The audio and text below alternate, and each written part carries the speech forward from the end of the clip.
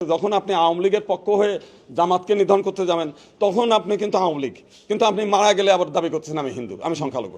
এই যে দ্বৈত নীতিটার জন্যই আসলে কিন্তু আমরা ক্ষতিগ্রস্ত হচ্ছি। আমি বারবার এই কথা বলছি, যদি আপনি আওয়ামী লীগ হন তাহলে প্রতিপক্ষের সঙ্গে লড়াই করবেন, লড়াই মারা গেলে আপনি কিন্তু জাস্ট সেই দলের সৈনিক, তখন আপনি হিন্দু হিসেবে আপনি পরিচয় দিতে পারবেন না।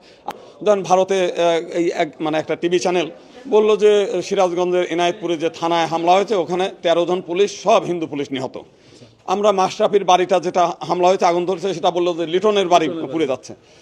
সাতক্ষীরার কলারোয়ার একটা রেস্টুরেন্টে আগুন ধরছে, সেটা বললো যে হিন্দু মন্দির পুড়ে যাচ্ছে। আমরা ইসকন মন্দিরে হামলার কথা মেহেরপুরে, যেটা আমাদের ইসকনের যিনি সভাপতি তিনি ক্লিয়ার করেছেন যে ওটা একটা হিন্দু বাড়ি ছিল, ওটা একটা বাড়ি ভাড়া নিয়ে করা ছিল, সেই বাড়ি নিয়ে গ্যাঞ্জাম, বাড়িটা পুড়ায় দিয়েছে, যে কারণে ওই বাড়ির মধ্যে এটাও পুড়ে গেছে।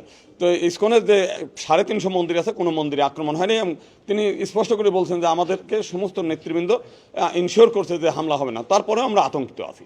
তো বিষয়টা হচ্ছে যে অনেকেই যারা ধরেন রাজনৈতিকভাবে আওয়ামী লীগের পক্ষে ছিল, আওয়ামী লীগের পক্ষে থেকে ছাত্র আন্দোলনের বিপক্ষেও কিন্তু বিবৃতি দিয়েছে একটা সংগঠন।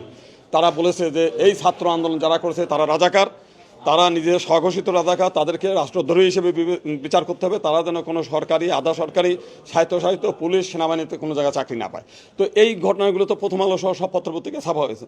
তো আমি যখন আপনার বিপক্ষে বক্তব্য দেব, আপনার বিরুদ্ধে, যেমন আমাদের হারানচন্দ্র রায় নামে একজন ভদ্রলোক রংপুরে, তিনি ওবায়দুল কাদের হুকুম দিয়েছে ছাত্রলীগ, যুবলীগ, আওয়ামী লীগ সব রুখে দাঁড়ান। তিনি ছাত্র আন্দোলন দমন করার জন্য সেখানে রুখে দাঁড়াইছে, ইট পাটকেল ছুটছে, তারাও ইট পাটকেল ছুটছে, সেখানে পিটিয়ে তাকে হত্যা করছে। এখন এটা তো পক্ষ প্রতিপক্ষকে হামলা করছে। যখন আপনি আওয়ামী লীগের পক্ষ হয়ে জামাতকে নিধন করতে যাবেন তখন আপনি কিন্তু আওয়ামী লীগ, কিন্তু আপনি মারা গেলে আবার দাবি করছেন আমি হিন্দু, আমি সংখ্যালঘু। এই যে দ্বৈত নীতিটার জন্যই আসলে কিন্তু আমরা ক্ষতিগ্রস্ত হচ্ছি। আমি বারবার এই কথা বলছি, যদি আপনি আওয়ামী লীগ হন তাহলে প্রতিপক্ষের সঙ্গে লড়াই করবেন, লড়াই মারা গেলে আপনি কিন্তু জাস্ট সেই দলের সৈনিক, তখন আপনি হিন্দু হিসেবে আপনি পরিচয় দিতে পারবেন না। আর নিরীহ হিন্দু হন, শুধু হিন্দু পরিচয় দেন বা আমরা কোনো দলের মধ্যে নাই, আমরা ঘরে থাকি, পূজা পার্বণ করি, আমরা ভোট কারে গোপনে দিব কি দিব না সেটার জন্য আলাদা। তাহলে কিন্তু আপনি যদি নির্যাতিত হন তখন আমরা বলবো যে ইউ আর হিন্দু, আপনার জন্য আমরা সেখানে আমরা নিরাপত্তা সহ অন্যান্য জায়গায় আমরা যে কান্নাকাটি করা দরকার সেগুলো করবো। মূলত আমাদের মধ্যে এই দ্বৈত নীতির মধ্যে কাজ করছে। আজকে কিন্তু যারা নির্যাতিত হচ্ছে শুধু আওয়ামী হিন্দুরা মরতেছে না, আওয়ামী মুসলিমদের বাড়িঘরেও হামলা হচ্ছে। আপনি এটা তো রাজনৈতিক ব্যাপার। তো এই বিষয়গুলো নিয়ে বিভিন্ন জন নানাভাবে ঘোলা করে, মানে অনেক কিছুই করে।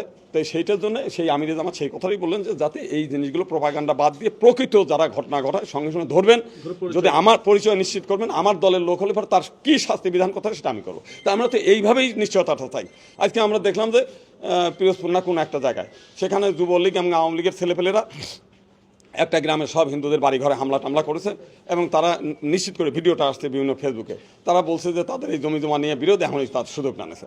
একজনের দেখলাম যে জার্সি গায়ে দিয়েছে, বিএনপির জার্সি গায়ে দিয়ে কোনো এক মন্দিরে হামলা করতে গেছিল, সঙ্গে সঙ্গে তারা হাতে নাতে ধরছে, পরে দেখা গেলো যে একজন টাকা দিয়ে তারা পাঠাইছে, সে মূলত আওয়ামী লীগের লোক।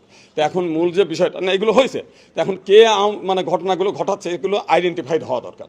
কারণ আমরা সংখ্যালঘু মানুষ, আমরা খামাখাইর ফুটবলের মতো দুই পক্ষে লাথালাতির মধ্যে না থেকে আমরা এই দেশে নিরাপত্তা সহকারে বসবাস করতে চাই। আরেকটা যে জিনিসটা যে আমাদের এক সাংবাদিক ভাই যেটা প্রশ্ন করছেন, একটা যৌক্তিক প্রশ্ন, সেটা হলো আমরা একটা সাংবিধানিক ইনশিওর চাই, আমরা জাতীয় সংসদে সংরক্ষিত আসন চাই, আমরা সংখ্যালঘু মন্ত্রণালয় চাই। এই বিষয়টা হলে কিন্তু আমরা মেরুদণ্ড শক্ত করে এই দেশে আমরা বসবাস করতে পারবো, আমরা করতে পারবো। আমাদের সংসদে কোনো হিন্দু ছিল না, আমাদের সংসদে কতগুলো চাটুকার আওয়ামী লীগ ছিল, আমি সে কথাটা বারবার বলছি। কোনো হিন্দু প্রতিনিধি নেই 1954 সালের পর থেকে, যে কারণে আজকে আমরা হিন্দুরা নির্যাতিত হলে পার্লামেন্টে আমরা কোনো কথা বলতে পারি না। কয়েকদিন আগে আমরা দেখছি যে সুইপার কলোনিতে হিন্দুদের প্রায় 120টা ছোট ছোট দোকান, ঘরের মতো ঘর, সেইগুলো ভেঙে দিয়েছে আমাদের মেয়র সাহেব, আওয়ামী লীগের মেয়র।